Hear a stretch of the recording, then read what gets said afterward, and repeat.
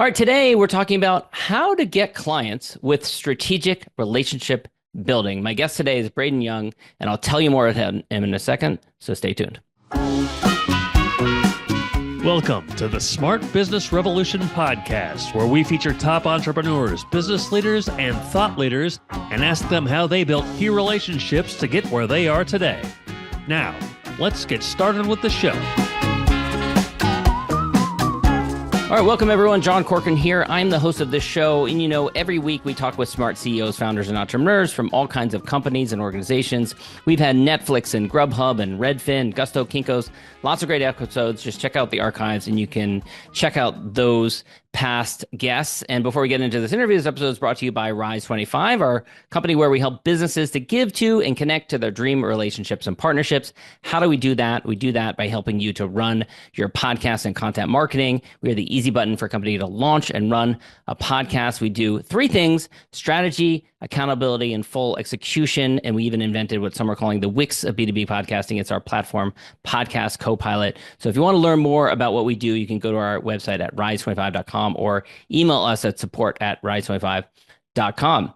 All right, I'm excited about today's guest, and not just because he lives right up the road from me. His name is Braydan Young. He's the co-founder of Sendoso and SlashExperts. He's a seasoned entrepreneur, worked for a number of different startups and started different startups. He co-founded Sendoso in 2016. It's a pioneering sending platform that streamlines direct mail and gifting solutions for businesses. And under his leadership, Sendoso grew significantly, raising over 150 million in venture capital funding, and became a leader in customer engagement technology. Now he's got a new company, which is called SlashExperts, and we're going to be hearing all about that one as well. And Braydan, great to have you here today. And, I love to know what people were like when they were a kid, when they were growing up. You actually kind of grew up around entrepreneurs. Your dad was a landscaper, your mom was a florist. Did they have their own companies, or were they working for other companies? Yeah, and it's good to be here. I should have come in person, like you're right down the road. That's right. I could have driven right down the road. Yeah, so my dad was a landscaper. So it still is. So that's where my brother works now. A lot of time mowing lawns. I probably have planted or laid more sod than probably your average person, just because I grew up doing it. And then my mom was a florist, and so she did weddings and as a ton of them. So I have a strange skill of I can put flowers together, arrange flowers pretty well. So I've done a handful of weddings, which was a really fun way in college to try to make some money, and you got to go to a bunch of weddings, which was kind of fun. So yeah, it was cool to see them grow their businesses. Very different type of businesses, but it was cool to see them put those together when I was a kid, for sure. I find that sometimes when people grow up with their parents being entrepreneurs, either they run away from it, or sometimes they run away from it and they eventually are pulled back in. But did you have any thoughts when you were a kid about do I want to own my own company one day, or did you even think about that? I knew in a weird way that I would end up there, whether it be a small company or a tech company. I knew that I would go back to that point only because when I was working for other people, I was always in trouble, especially as a sales rep, where I wouldn't follow the process the direct way because I was looking for shortcuts, which I think is a really good sign for someone who should just go build their own thing. For example, putting things in your CRM, I was horrible at it. I would just close deals, and I'm that's a waste of time to do it that way. But they were we want the pattern recognition. We want to know if someone takes your place. And I was always I never want to do that. So I think that because I was looking for different ways of doing things, I felt like I was always going to end up doing my own thing eventually.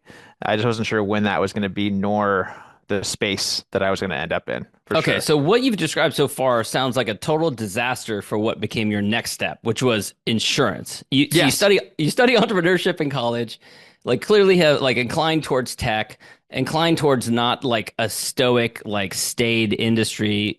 How did you do when you went into this old school industry of insurance? Yeah, it was 2009, went into insurance. I mean, that was a really bad time to graduate college because there wasn't a lot of jobs available. So I went into sales because that was who was hiring. So sales jobs usually don't go away. Yeah. And was not, I did well because it was sales, but where I didn't do well was going and asking for permission from underwriters. Hey, you need to prove this to go approve that. You're moving a cost by a penny, and you're just, because I was a carrier rep, learned a ton about relationship sales, sales. But I remember I went into my boss's office and I wanted to do a webinar.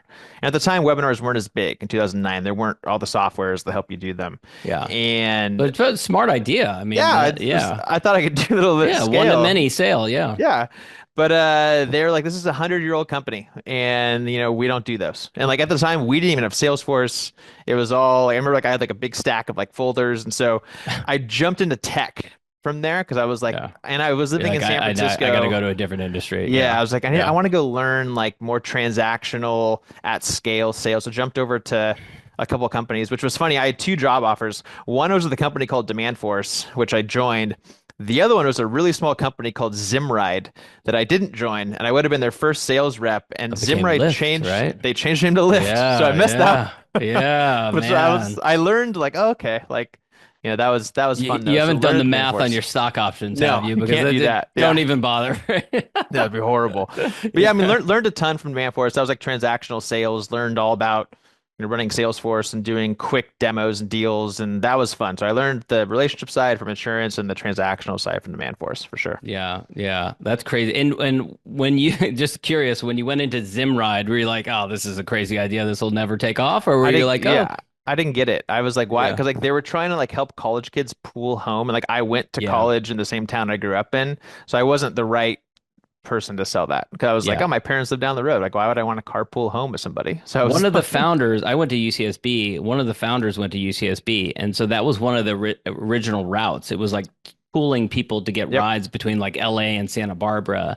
Eventually it became Lyft, and then eventually, and then there was also a point where around San Francisco, these cars had these big fuzzy pink Oh mustaches yeah, too, I and all remember it the well. Lyft rides. Yeah, that was I, weird I too. I lived in the city from 2009 to like 2018, and those were the Yeah, best 9 years because everything was subsidized by VC funds. Like you had like the Lyft rides for like true. Yeah, $5.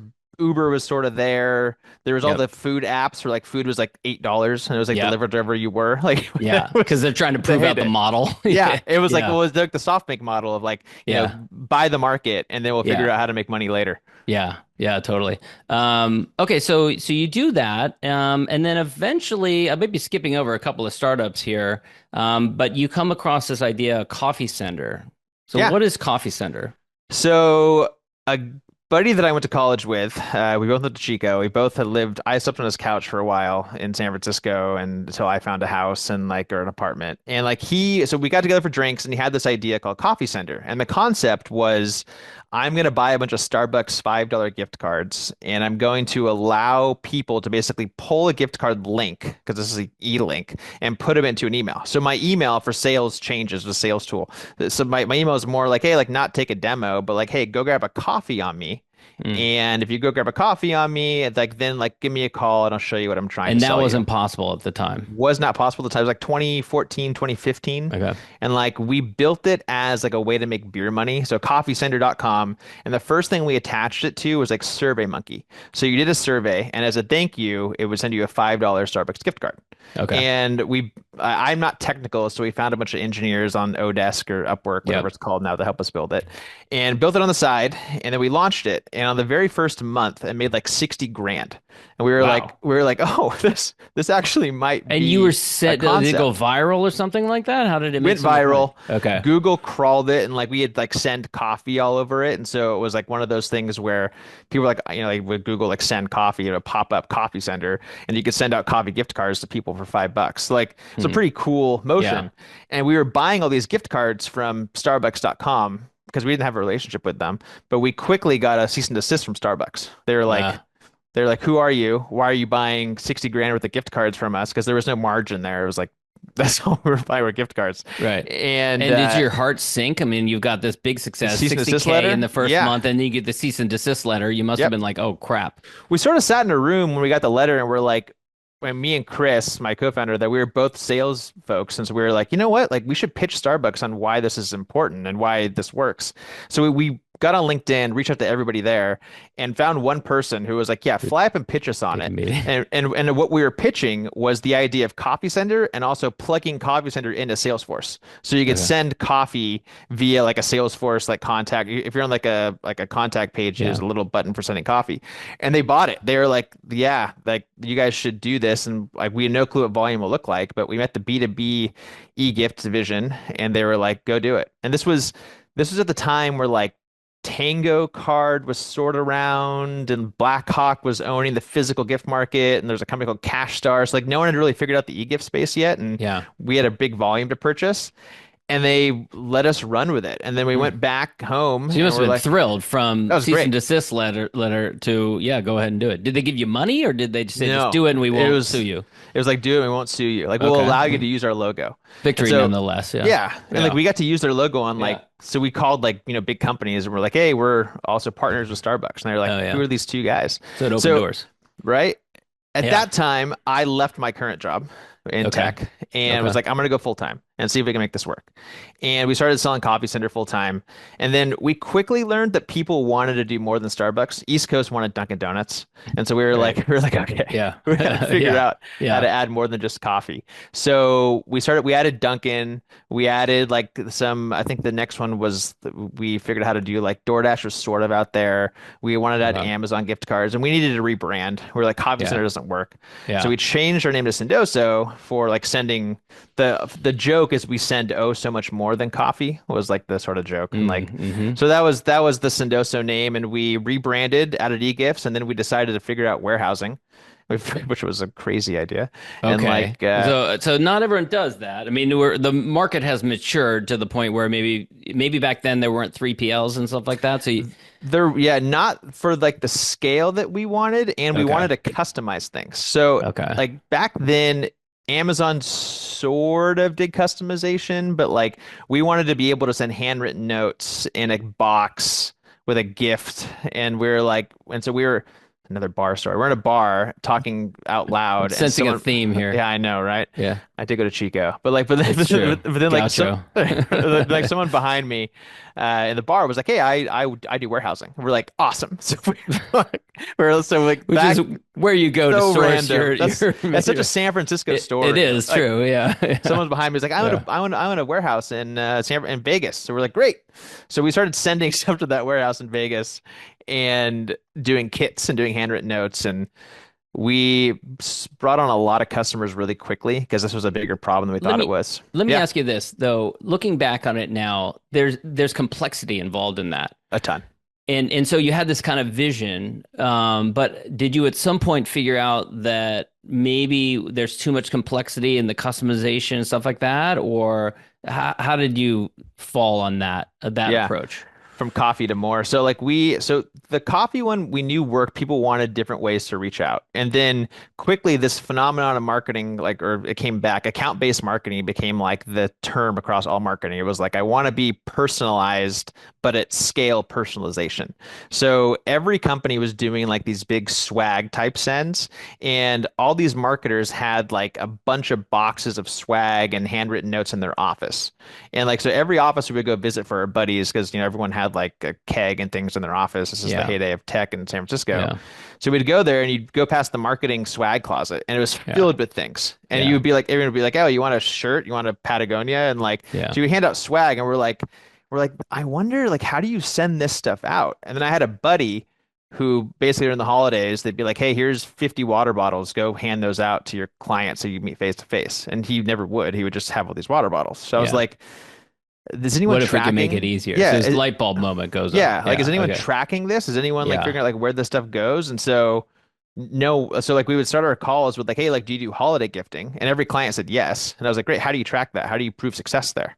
And no Mm. one had a good answer. And Mm. then everyone wanted account-based marketing. And so we were like the answer to that. We're like, we can do physical things, we can do digital things, and we happen to run a warehouse where we can get really customized. So that was sort of the light bulb moment of like, I can do all of this and just, make it easy for them and plug it into Salesforce. Yeah. And so when you first mentioned the warehouse, I sensed in a little bit of maybe it was a tinge of regret or something. It was a lot of Did work. Yeah, okay. it was a lot of late nights in Because all of a sudden you're Vegas and going from a tech startup to managing a warehouse, which is a totally different animal. yeah, which we had to raise a lot of money to figure out how to build. Like I knew what a CRM was, but I didn't know what a WMS was, like a warehouse management system.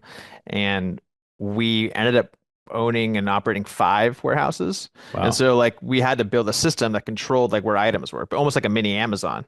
Yeah. And there weren't a lot of processes out there or systems that you could customize enough or Frankenstein enough to work. So Mm, we had to become experts in that really quickly. And we hired a lot of people that were amazing, but we didn't hire like the person who set up Amazon warehouses. We right. eventually found them, but it took a long time to Yeah. figure To out who figure that out person that's who you was. needed. Yeah. And so did you eventually decide that there was a better way? We got really good at the warehousing side, and so I mean Okay. through a lot of pain.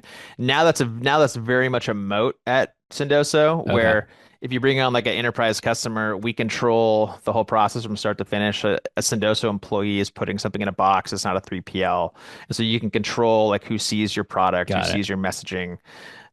So like now it's a moat, but it would Okay. definitely pain to Painful. get there A for painful sure. moat. Got Yeah. it. Okay.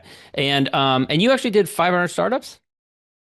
We did. We weren't in it long enough. We were in it for probably half the time What because we happened? were so myself and my co-founder Chris were both from San Francisco, and 500 was great for if you weren't from San Francisco. So it was, we Mm, had so many friends that were in from out of the area that went into 500 who were getting introduced to like different entrepreneurs and yeah. VCs, and we already knew them, so we were spending the majority of our Mm. time doing sales, and so like they allowed us to leave. Also, that was when 500 was going through the whole. Do you remember the whole like not epidemic, but they had an issue with their founder. Not really. No, No, it was I have a friend who did 500 startups, and funny enough, he's not from San Francisco. He was from Europe, and yeah. that's why I did it. Yeah, So it's yeah, great for that. I think that like if yeah. you're from Europe, I think that those people I met some amazing friends in it. We just were at a different stage. And so Yeah. we So did it maybe for an half the time. earlier stage would have been better, or if you didn't have the network already that you did. Yeah, correct. I Yeah. think like Yeah. 2016 San Francisco being from there, like we were in it. And like I think if you're moving to the Bay Area and like trying to learn how it worked, I think it would have been perfect for you. Yeah. So, obviously it's about an 8 year period or 9 year period you're at Sendoso, and we're recording this in April of 2025, and you've just actually made the announcement that you're leaving Sendoso and that you're focusing Yeah. on SlashExperts. But any other like highs and lows? Obviously during that period, COVID was about 5 years ago. What was that like for you when COVID That hits? was That was fantastic. We were building, scaling pretty fast at Sendoso. Then COVID happened and we blew up. It was like we doubled in size probably month after month. The reason why, 'cause Wow. everybody went home Yeah. and everyone was like, how do I send things to not only like my customers and my prospects, but to my employees? So Yeah. we became almost like a system of like HR sending stuff. And like that was, so I mean, it was like COVID. And then we had this feature we were working on. This is a good story. So we had this feature we were working on where when we sent something to like a CEO or C level, they were never like where their office was. Like if you're like, oh, I'm targeting Snowflake and like their office was in Bozeman, but their their headquarters is somewhere else or like whatever Yeah. or their CEO was in Bozeman, but headquarters was like Pleasanton. And so we had this feature we were building where you could do address verification. So like I send you a gift and you're like, hey, like let us know in the world where are you? Mm, And COVID hit, everyone went home. We pushed that day one. We're like, hey, like address verification, which we mm. did not. It was wild timing. So Yeah. like we had this feature before any of our competition, and that was an explosive growth for us. Learned a ton, sent a ton of stuff for a ton of people. I think that that helped us get like a very large Series C, which helped us scale to Europe and helped us scale to How APAC, did etc. you actually I'll ask this question after in a second, but you raised a lot of money from a lot of different investors, some of which are notable. I think you can talk about whichever ones are notable or not. Yeah. Yeah, talk a little bit about that process of raising money and some of the people that you raised money from. Yeah, so we did early days was a lot of the same found like the Storm Ventures helped us like they did Marketo, so they helped us get into those partnerships world. We raised some Craft Ventures. We were one of their first investments. David Sachs is the one that runs Craft Ventures. He's Hmm. very much in the news right now and is Yeah. now podcast famous. The All Uh, In podcast. the Yeah. All In Yeah. podcast. Yeah. He that was a fun one because we were an early investment. He would always have a party at his house and for Fleet Week, and so Hmm. remember we went to his house, You lives, must have a good view then, yeah, up on probably. Pacific Yeah. Heights, like Yeah. Yeah. overlooks the whole bay. But I remember I walked in with my wife and I, and we walk in, and like the very first person we hit is Elon Musk. This is before our Just, current Elon Musk. This was like he yeah. was just like Tesla was just coming out with the Model Y, and I remember Okay. I was like, 2017 or something. yeah, 20. like, and Yeah. I Yeah. looked at him, and I was like, hey, I'm really excited about the Model Y coming out. And he was like, yeah, me too. And like that was it. And I walked away. I remember my wife Yeah. was like, "I'm so embarrassed about you." I'm like, "What do you say to a guy like that?" And I was just like, but those were those parties where like Serena Williams was there because she's married to like the Reddit guy and Oh like all yeah. these like Yeah. Wow. crazy Wow. celebrities. So that was a really cool one. Like rub shoulders with some pretty like crazy tech people. But Kraft was one. Race from SoftBank. SoftBank was a ton of fun. We got to have a phone call with Masa. That was a cool experience of like having him on a phone call. So it was good raising. It helped us grow for sure. I mean, Yeah. like Well, for if it sure. make you feel better, when I met Elon Musk, which was when the Model S was coming out, I came to it was the Northern California unveiling of the Model S, and I asked him two questions. One of which was definitely worse than your question or your comment. The question was, and this keep in mind this was like 2010, so it was a while ago now. Yeah. But I said, will it have a backup camera? I don't know why I asked him that. He looked at me like, That's, you stupid freaking idiot. I mean, he's probably thinking at this point, reusable rockets. He's thinking, autonomous vehicles. He's like, we'll have a freaking back. Yeah, whatever, dude. yeah. You're It'll like, have a yeah, man. backup. Yeah. Second question was a better question, though. This was before the iPad came out. And Okay. they had just unveiled the Model S with this touchscreen and all that kind of stuff. And I said, will it have an app store? In fact, I think it might have been even before the iPhone had an app store. And he said, yes.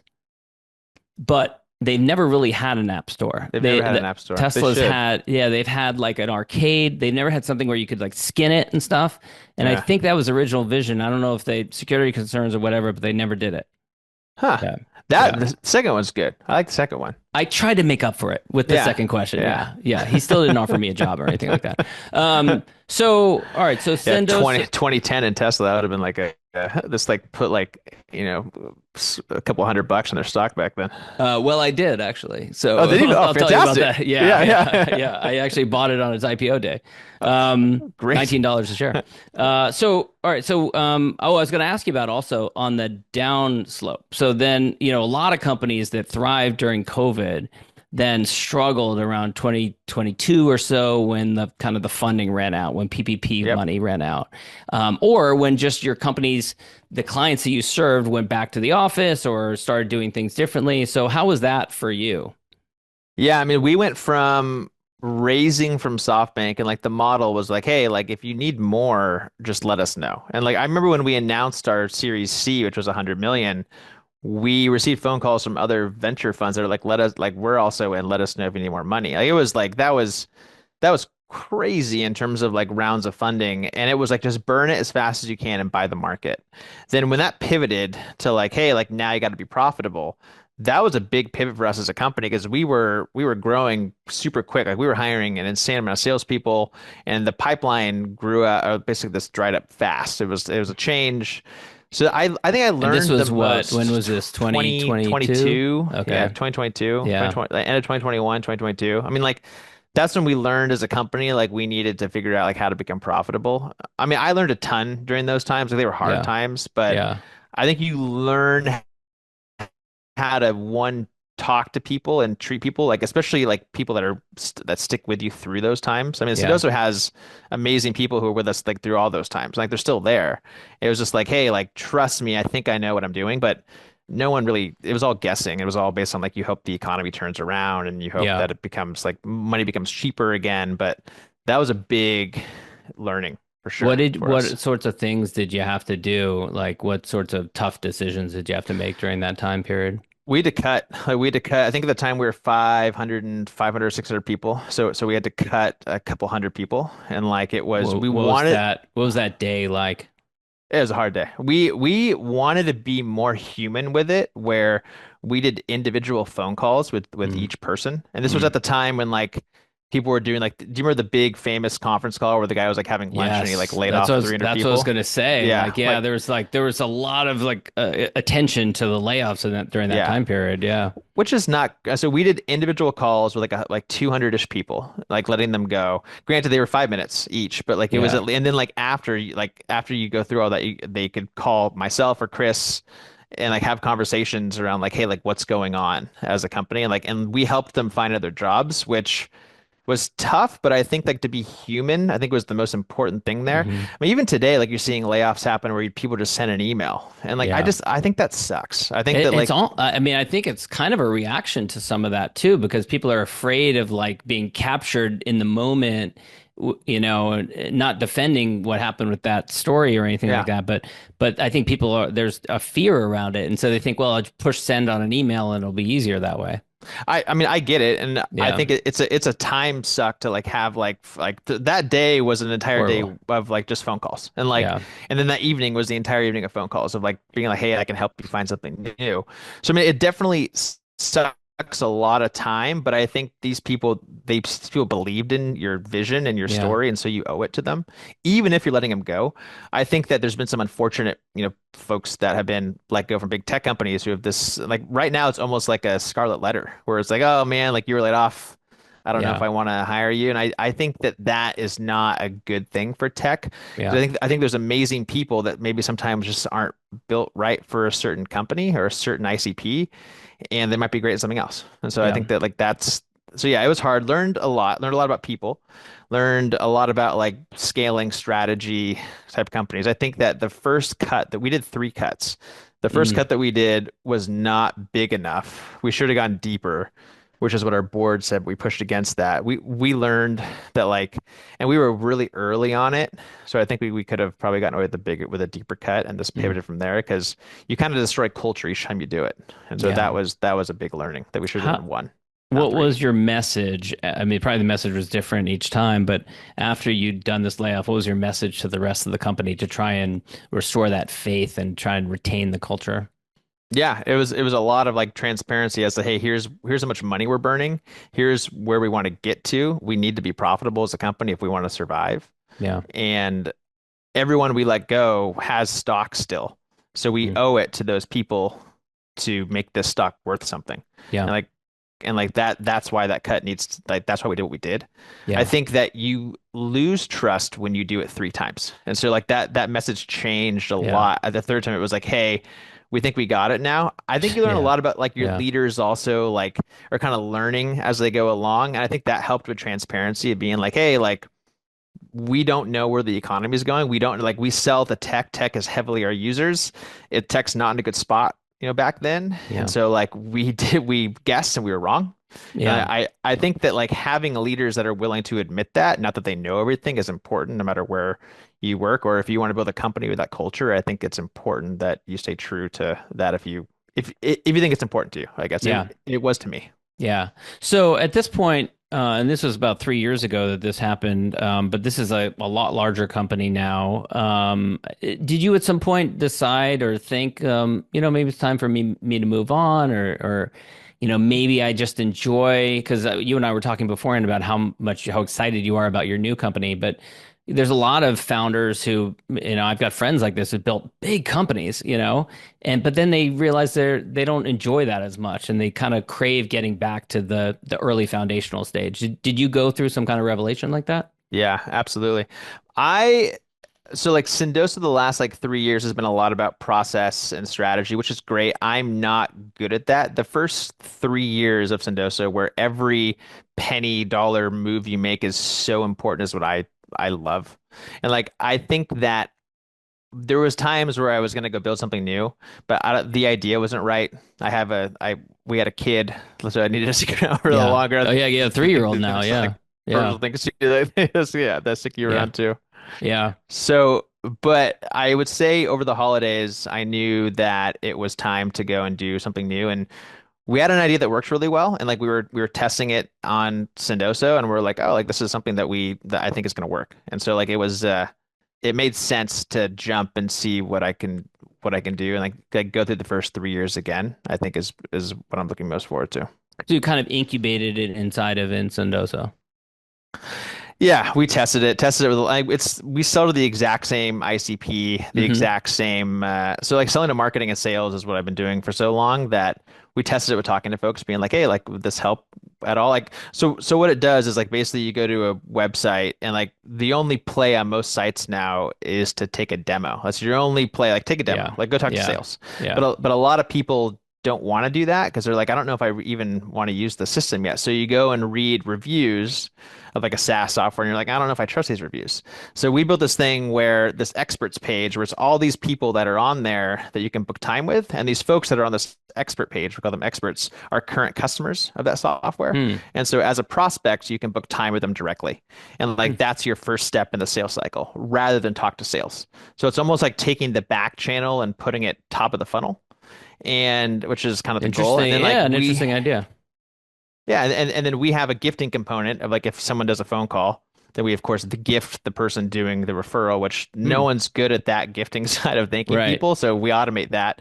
And then we take all that data from the phone calls, et cetera, and push it into Salesforce so you can Hmm. build marketing and all that stuff off of that motion. So Oh, it's what an almost like a interesting idea. GLG meets G2 meets like Calendly type thing, which we're excited about. To right in your kind of wheelhouse, right? Taking a couple of different disparate pieces, putting them together, mashing them together, and then creating kind of a diamond out of it. Yeah, that's the goal. So been selling it for a couple weeks now. So Hmm. we'll see how it goes. Hopefully in a year you're talking to me and like it's we have 100 plus customers, but only Yeah. have only have a few now. So I'm a bit fascinated by companies that are founders that their subsequent company is a reaction in many ways to their previous company and the constraints that they experience in the previous company. So you mentioned some of the pain points being like, building out a, warehouse system and integrating all that kind of stuff. Are there any ways that you think that you are building this company now that's gonna in some ways avoid challenges you've experienced with your previous company? Yeah, the biggest one, and we put this in place right away. So it's me and my co-founder. That we had a couple engineers from Pakistan. The biggest one is like if you have a need, like a project in need, the first step would be like, can we find a contractor who can do this rather than hire full time? There's Hmm. so many people that are more like temporary CFOs, temporary customer marketers that come in to do a project and then leave. And like I think that's really cool. So the first step is like, can I find a contractor for it? And if I can't, the next step is like, can I find an AI that can do it? And if you can't do that, then like I'm gonna hire for it. So like we kind of like I would say like 5 years ago, even like more recently, the first step was like I guess I gotta hire a CFO. But Hmm. now it's like, can I find a contractor who can help me do the CFO side because I only need a couple hours a week right now. So we're gonna try to scale the company like more efficiently by like not hiring right off the bat, which I'm excited about and hopefully can give us longer runway. And I assume you're gonna raise venture capital again? We did, yeah. You So we did, okay. raised, we just came off, just signed all of that a week ago. So raised from a lot of the same investors that did Sendoso, Mm, which was great. I mean, like yeah. much easier to do the second company around, Yeah. like where I didn't have to meet with as many VCs, and so it was exciting to get a seed or a pre-seed done, and then we're going to use that to scale and grow. Yeah. Yeah. Well, this has been really cool. Any other thoughts, any other things you're excited about with the new company with Slash Experts before we wrap things up? I'm excited to build it. I mean, like, please, Yeah. like, I'm the only Brayden Young on all LinkedIn, so my parents got creative with my They name sure did. spelling. So Braydan. Yeah. yeah, so if Yeah. you, my dad thought I wanted to go by Dan at some point. That's why it ends in Dan. So, Got so I'm it. the only Braden Young on there. So find me. I mean, Yeah. if you have questions, if you want to take a look at what I'm doing, I think the best part about entrepreneurship is most people are willing to help or offer advice, and that's where I have the most fun. So if you are Yeah. building something or you're thinking about something, like please ping me. All right, and last question, Braden. So I'm a big fan of gratitude and practicing gratitude and giving my guests a little bit of space at the end here to acknowledge people that have helped them in their journey. So, yeah, who would you want to acknowledge? Any peers, contemporaries, mentors? This is the most cliche answer of all time, but I think it's an important one. I don't think any founder, entrepreneur really makes it without their spouse on the other side. And like Mm, mine, when I had the idea of Sendoso, like I'm like, hey, I'm gonna leave and not make any money for a while. She was like, go do it, we're fine. And like she was like, I don't want to live with you if you don't do something like this. So like mm, go and see if you can make it happen. And then doing it again as of today and mm. her being like, yeah, like go make it happen again. I think that like it's important with your partner that you just have a clear like, hey, this like my partner needs to go and try this or they're Yeah, gonna regret it forever. So yeah, I think that a cliche answer, but I think that was so important to have someone who pushes you to go and yeah, do it and is like, hey, like I'll take care of healthcare. It's easy if we're there at a big company, but like, so like I, went on her insurance and stayed there, yeah, which yep. is great. So Same that here. My helps. my Yeah, wife that, works for a community college, so I know yeah. what that's like. Exactly. Yeah. But I think that that's very helpful in terms of whatever you start and to have that person push you for For sure. sure. Brayden, SlashExperts is it slashexperts.com? Yep. Okay, and Braydan Young, Braydan Young on LinkedIn. Brayden, thanks so much for your time. Hey, thank you, John. Thanks for listening to the Smart Business Revolution podcast. We'll see you again next time, and be sure to click subscribe to get future episodes.